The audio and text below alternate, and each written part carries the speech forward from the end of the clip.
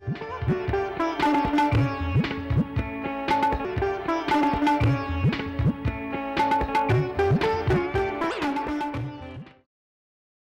দর্শক, শুরু করছি শিল্প ও সাহিত্য অনুষ্ঠান।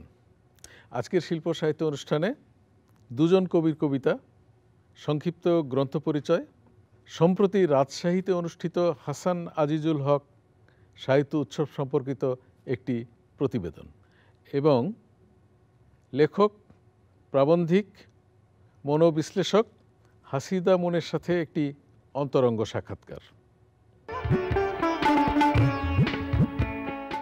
কেউ জানে না বাতাসগুলো গণিকা আজ মাখছে মুখে কালো ধোঁয়া, সীসার প্রলেপ ছলায় কলায় মানুষ ভোলায় বানায় কয়েদ। ডুবছি সবাই সাঁতার কেটে, প্রযুক্তি জাল পেতেছে ফাঁদ। সুখটা নেব মন্দ বেছে, তা কি হলো? দোয়ার খোলা ভালো মন্দ ঢুকে গেছে, শব্দ হয়ে বাতাস হয়ে আর পারি না, আর পারি না থাকতে দূরে। মাখছি গায়ে সুখের সাথে দূষণগুলো, ভাঙছে ওজন, ভাঙছে কোথায়, কেমন করে খুব নীরবে। সুখের দানা কেউ জানে না, কেউ জানে না। সুগন্ধি দ্বীপ এখানেও নোঙর করবে না জানি, খুঁজবে সবুজ ঘাসের গালিচা, নতুন কোনো দ্বীপ হে নাবিক। জলের ঢেউ খেলানো মন তোমার শান্তি দেয়নি কোনো কালে, সেই দ্বীপের সন্ধান মেলেনি আজও। অদম্য নেশার চির অচেনা সন্ধ্যায়, স্মৃতি কাটা প্রহরে মসলিন কুয়াশায়, নিজেকে বোঝা না বোঝার ক্ষণে টানে কোনো দ্বীপবাসিনী, কোনো পদ্মিনী। আলো আধারে কে আসে যায়, কোন সুগন্ধ শেখায় ঠিকানা। ছায়া মাখা খসখসে কংক্রিটের ওপারে কার হাতছানি। মসৃণ বালুতট অপুষ্ট ঝাউবন পেরিয়ে, প্রেমের আকুলতা গন্ধের মাদকতা, ভোলায় মায়ার জগৎ সংসার। কস্তুরী হাওয়া ভোলায় পথ, কোথায় পথের শেষ? সুদীর্ঘ এই সমুদ্র যাত্রা দিগ্ভ্রান্তের, কুল কিনারাবিহীন। কত দূর, কত দূর, কোথায়, কোথায় সেই সুগন্ধি দ্বীপ? রক্ষপাল রক্ষা করো। আমার বাড়ি সিরিয়ায়, দামেস্কের শহরতলি নিমাবুতে। একদিন যখন দুপুরবেলা বাবার সাথে বসে রুটি খাচ্ছিলাম, হঠাৎ করেই পৃথিবী কম্পিত হলো। রক্ষপাল রক্ষপাল রক্ষা করো। আমার বাড়ি কান্দাহার। অর্ঘন্দব নদীতে আমি কেটেছি সাঁতার। সেই নদীর পানি ক্রমশ লাল, পানীয় জলের বড় অভাব। রক্ষপাল রক্ষপাল রক্ষা করো। আমার বাড়ি নাসিরনগর। তিতাস আমার বোন, আমার নাম ঝুমন। রক্ষপাল রক্ষপাল তোমার বাড়ি কোথায়? মায়ালোক। কমলাপুর থেকে ট্রেনে উঠি প্রতিদিন, দিনাজপুর যাই, আবার দিনাজপুর থেকে ট্রেনে উঠি কমলাপুর ফেরত আসি। ট্রেনের জানালা দিয়া কোথায় যেন একদিন দেখছিলাম তোমারে কাশফুল, তারপর আর দেখি না। তোমারে খুঁজতে গিয়া দীর্ঘ পথে নিরন্তর কত কিছু পাই। ভেজা কাঁঠাল গাছে বারন্ত বৃন্তমুচি, তোমার প্রেমাশক্তি তারে হলুদ রঙে ছায়। ভাট ফুলের তন্নি সবুজ গাছ কামার্ত রোদের সাথে হলফল করে লীলায়। তৃষ্ণায় ছাতি ফাটা বুক ট্রেন থেকে এক লাফে ছুটে যেতে চায় সবুজ বেরিতে, চারপাশ বাঁধা ডোবা পেয়ালার টলটলে জলে। পরিত্যক্ত রেললাইন ধরে গজিয়ে ওঠা গাছে একটা বেওয়ারিশ লাল জবা ফুল। তোমাকে খুঁজতে প্রতিদিন ট্রেনে উঠি, কামরায় জানালার ধারে বসি। রাজশাহীতে অনুষ্ঠিত হাসান আজিজুল হক সাহিত্য উৎসব সম্পর্কিত একটি পূর্ণাঙ্গ প্রতিবেদন এখন শিল্প ও সাহিত্য অনুষ্ঠানের দর্শকদের জন্য।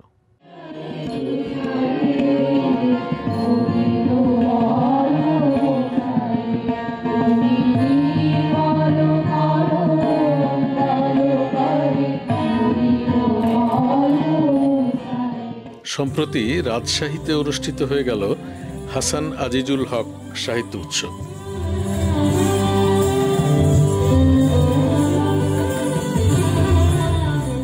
রাজশাহী লেখক পরিষদ ও রাজশাহী বিশ্ববিদ্যালয়ের যৌথ উদ্যোগে আয়োজিত 2 দিনব্যাপী এই উৎসবের প্রধান অতিথি ছিলেন অধ্যাপক সনৎ কুমার সাহা। 3রা মে রাজশাহী কলেজ প্রাঙ্গণে বর্ণাঢ্য উদ্বোধনী অনুষ্ঠান এবং মিলনায়তনে প্রথম দিনের 5টি অধিবেশন ছাড়াও ছিল হাসান আজিজুল হকের জীবন নিয়ে আহসান কবির লিটন নির্মিত প্রামাণ্যচিত্র গল্পলোকের চিত্রকর। রাজশাহী বিশ্ববিদ্যালয় চত্বরে হাসান আজিজুল হকের সমাধিতে শ্রদ্ধাঞ্জলি নিবেদনের মাধ্যমে শুরু হয় 2য় দিনের কর্মসূচি। বিশ্ববিদ্যালয়ের তাজউদ্দিন আহমদ সিনেট ভবনে সারা দিনে 5টি অধিবেশন এবং সাহিত্যক্ষেত্রে 6 জন কৃতি লেখক, কবি, ছড়াকার ও ভ্রমণ লেখককে পুরস্কৃত করা হয়। 2 দিনের কর্মসূচিতে অন্তর্ভুক্ত বিষয়গুলো ছিল কবিতা বিষয়ক আলোচনা ও কবিতা পাঠ, আবৃত্তি ও ছড়া পাঠ, রজনীকান্ত সেনকে নিয়ে আলোচনা ও গান, ভবিষ্যতের শিশু সাহিত্য, কথা সাহিত্যে আঞ্চলিকতা, ছোট গল্প পাঠ ও হাসান আজিজুল হকের সাহিত্যকর্ম নিয়ে আলোচনা। পশ্চিমবঙ্গ থেকে এই সাহিত্য উৎসবে যোগ দিয়েছিলেন 6 জন কবি।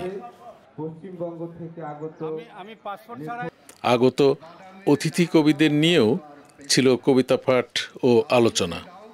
হাসান আজিজুল হক সাহিত্য উৎসব আয়োজনে রাজশাহী লেখক পরিষদের সভাপতি রুহুল আমিন প্রামাণিক, সাধারণ সম্পাদক তসিকুল ইসলাম রাজা ও উৎসবের সদস্য সচিব হাসনাত আমজাদ সহ বিপুল সংখ্যক নিবেদিত প্রাণ সাহিত্যপ্রেমিক কর্মীর অক্লান্ত পরিশ্রমে এই উৎসব একটি সর্বাঙ্গীন, সফল ও সুন্দর উৎসবে পরিণত হয়েছিল।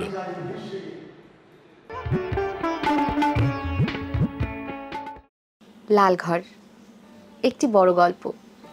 লেখক ইচক দুয়েন্দে, প্রচ্ছদ শিবকুমার শীল, মূল্য 300 টাকা। লালঘর কারাবন্দী জীবনের বিচিত্র অনুভূতির গল্প। সেখানে কয়েকজনের সংলাপ, আলোচনা, পরিকল্পনা, বর্ণনা, রাজনীতি ও সন্ত্রাসমূলত স্থান পেয়েছে। কখনো সাধারণ জীবন অসাধারণ হয়ে এসেছে। পৃথিবীর জেলখানাগুলো অমানবিক ব্যাপার। তারপরও স্বল্প সময়ের জন্য হলেও জীবন ইতিবাচক কিছু দিক খুঁজে পায়। কজন ভাবুক প্রকৃতির মানুষ যাদের একদিনের কারাবাস সমাজকে প্রশ্নের মুখে এনেছে যে কারাগার আদৌ প্রয়োজন কিনা। লালঘরের কারাবন্দীরা জেলের অভ্যন্তরেও স্বাধীন চেতা, অথচ অগোচরে আমরা জেলখানায় রয়ে যাই। লালঘর একটি সম্পূর্ণ গল্প। শেষ লাইনটি ছুঁয়ে যাবে পাঠককে। যদি একটা ধাপ পেরোলেই পাওয়া যেত মৃতলোক, যে কারাগার থেকে কেউ ফিরে আসে না। শিল্প সংস্কৃতির আলোছায়ায় রাজীব সরকার, প্রচ্ছদ নূর নাহিয়ান, প্রকাশক নবান্ন প্রকাশনী, মূল্য 300 টাকা। শিল্প হলো জ্ঞান, প্রতিভা এবং নানাবিধ আনুষঙ্গিক উপকরণকে কাজে লাগিয়ে সৃজনশীলতায় রূপ দেয়া। লেখক রাজীব সরকারকে দেশের সেরা প্রবন্ধকারদের মধ্যে একজন বলা যায়। পাঠককে উদাহরণ দেখিয়েছেন মহাজ্ঞানীদের, যারা সচেতন সমাজ ও নাগরিক হিসেবে পৃথিবী দেখেছেন। রবীন্দ্রনাথ ঠাকুর, নজরুল ইসলাম, বুদ্ধদেব বসু, মুস্তফা আলী থেকে শুরু করে কবির চৌধুরী সহ এদের লেখায় যুক্তিতে তাদের জীবন দর্শনে এনেছেন, যা পাঠককে অনুপ্রাণিত করবে। লেখক মানসিক বৈকল্য ও তার প্রতিকার নিয়েও বলেছেন। বইটি হৃদয়গ্রাহী।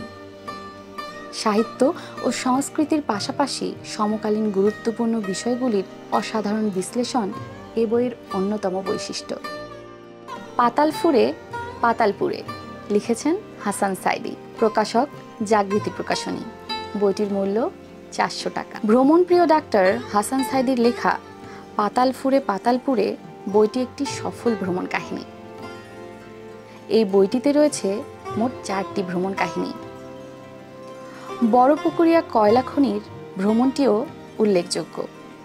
খুব রোমাঞ্চকর অভিজ্ঞতার কথা এখানে আছে। লেখক শ্রমিকদের কেরিয়ারে করে 400 মিটার নিচে গিয়েছেন একটা বিপজ্জনক রোমাঞ্চ বই নিয়ে। এই খনিতে ভ্রমণ পাঠককে অন্য জগতে নিয়ে যাবে। কিয়োটো শহরের সাকি অংশে একটি জাপানি পরিবারের সঙ্গে থাকার অভিজ্ঞতা। মাকি ও শিবাতো শান দম্পতি, তাদের মিষ্টি 2 সন্তান যেন 2টি সংস্কৃতির মেলবন্ধন ঘটিয়েছে। বান্দরবান জেলার রুমা উপজেলার সমুদ্রপৃষ্ঠ থেকে 2000 ফুট উপরে বগালে, 3 দিকে পাহাড় পরিবেষ্টিত। নানা উপকথা রয়েছে এই লেকটিকে ঘিরে। এখানে মৃতঞ্চঙ্গা বং ইত্যাদি উপজাতির বাস। ড্রাগনের ভয়ঙ্কর গর্জনে পাহাড়ের একটা অংশ ধসে পড়ে বগালেকের জন্ম হয়েছিল। পাঠক নতুন করে পাহাড়ে বেড়ানোর আনন্দ পাবেন বইটিতে। স্বপ্নযাত্রা কাশ্মীর, অনন্য এক প্রকৃতিতে অবগাহন, লেখকের পরিবার ও বন্ধুসহ এক শান্তিময় সময় কাটানোর গল্প। বরফাচ্ছাদিত পাহাড়ে অশ্বারোহী হয়ে চড়াই উতরাই পেরিয়ে সুন্দর প্রকৃতির সন্ধান পাওয়া জীবনের মূল্যবান অভিজ্ঞতা। যেখানে ঢেউ খেলানো বিস্তৃত, নিচে গিরিখাতে বয়ে চলা ঝর্ণা, তার দুপাশে নেমে আসা হিমবাহের শুভ্র চিহ্ন, সামনে আদিগন্ত ধপধপে বরফাচ্ছাদিত পাহাড়, তার উপরে ঝকঝকে নীল আকাশ। সাহসী হয়ে উঠেছিলেন লেখক এই ভয়ঙ্কর অথচ সুন্দর প্রকৃতির বিশালতায়।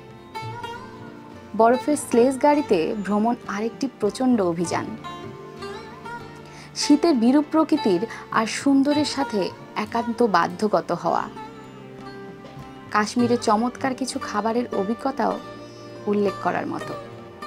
ভ্রমণের অন্যতম উদ্দেশ্য আত্মবিশ্বাস বাড়ানো, নতুন লোকের সাথে মেশা, নতুন পরিবেশে নিজেকে মানিয়ে নেওয়ার ক্ষমতা, নতুন ভাষার সাথে পরিচয় মানুষকে নিজের সম্পর্কে আরও জানতে সাহায্য করে। বইটি পাঠককে আনন্দ দিবে, একথা নিঃসন্দেহে বলা যায়। জীবন আসলে কি? এটি একটি অন্তহীন প্রশ্ন। দীর্ঘকাল ধরে মানুষ এই প্রশ্নের উত্তর খোঁজার চেষ্টা করেছেন। জীবন একটি উপহার, অনন্য প্রক্রিয়া, এটি একটি গ্রন্থের নাম।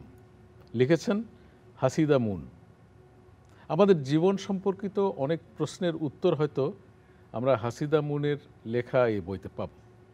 তার আগে হাসিদা মুনের একটু পরিচয় দেওয়া যাক। তিনি পড়াশোনা করেছেন মনোবিজ্ঞান নিয়ে, লিখেছেন 17টি গ্রন্থ, প্রকাশিত গ্রন্থের সংখ্যা 17, তার মধ্যে কবিতার বই 10টি, শিশুতোষ গ্রন্থ 4টি এবং 3টি প্রবন্ধের বই। এই প্রবন্ধের বইগুলোতেই মূলত প্রকৃত প্রাবন্ধিক হাসিদা মুনকে খুঁজে পাওয়া যাবে। আমরা এখন তার সাথে কথা বলতে যাচ্ছি। কেমন আছেন আপনি? ভালো আছি। আপনার লেখালেখির ক্ষেত্রে আমরা দেখছি কবিতার বইয়ের সংখ্যা বেশি। তো আপনার লেখালেখির কি শুরুটা কি কবিতা দিয়ে হয়েছিল? ছোটবেলা থেকে ছড়া কবিতার প্রতি ঝোঁক ছিল, তারপরে এইভাবে লিখতে শুরু করলাম কবিতা। আমার যখন কবিতার ক্ষেত্র হিসাবে আমার কোনো সাহিত্যিক ধ্যান ধারণা ছিল না, নিজের উপলব্ধি অনুভূতি থেকে লেখা শুরু করলাম। এবং সেগুলো যে সবই যে খুব উল্লেখযোগ্য কবিতা তা কিন্তু নয়, তবে সেগুলো ফাইল আপ করার জন্য যে আমি বই আকারে ওগুলোকে পৃষ্ঠাবন্ধী করে রেখেছি, সেই হিসাবে আমার 10টি কাব্যগ্রন্থ বলা যায়। আর আপনার এই শিশুতোষ বইগুলো কিসের উপরে? এর উপযোগ্য মূল উপযোগ্য বইগুলো ছড়িয়ে দিলেম ছড়া, তারপর একটা হচ্ছে প্রাচীন ভূতের কাহিনী। প্রাচীন ভূতকে দিয়ে আমি, যেহেতু বাচ্চারা একটু ভূতের দিকে আগ্রহ বেশি, ভূতের উচ্চারণ দিয়ে আমি আমাদের বাঙালির উত্থান, কোত্থেকে আমরা এলাম, যেমন আমাদের সেই আর্য পালি ভাষা, ওখান থেকে, তারপর অপভ্রংশ বাংলা কীভাবে উৎপত্তি হলো, কেন আমাদের 47 ছিল, কেন 52 ছিল, কেন 71, কীভাবে মুক্তিযুদ্ধ করলো, মুক্তিযোদ্ধা কাদেরই বলে। আমাদের সেইখানে আমি প্রায় দেখি যে বাচ্চাদেরকে বলা হয় যে 16ই ডিসেম্বর কি জানি না, 21শে ফেব্রুয়ারি জানি না, মুক্তিযুদ্ধ কেন হয়েছিল জানি না। সেই প্রেক্ষাপট থেকে ভাবলাম যে এদেরকে যদি কিছুটা আমি জানিয়ে দিতে পারি, যেটা একজন অভিভাবক হিসেবে আমার কিন্তু দায়বদ্ধতা থেকে যায়।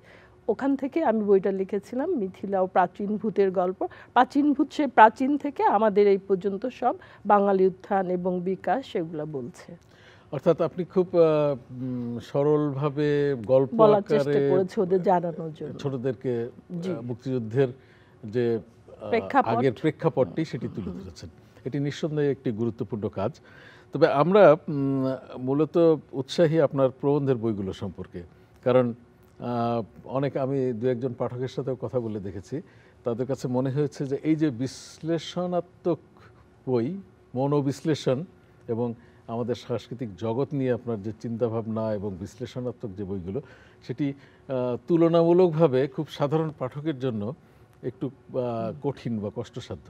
সেটিকে আপনি কিভাবে সহজবোধ্য করে আমাদের কাছে তুলে ধরবেন? আপনার একটি একটি করে বই সম্পর্কে যদি বলেন। না, সহজবোধ্য আমি যখন লিখতে যাই তখন নীতিগতভাবেই আমার চিন্তা চেতনার বহিঃপ্রকাশ, আমার কল্পনা, দৃশ্যকল্প সব কিছু আমার মতো করে হয়।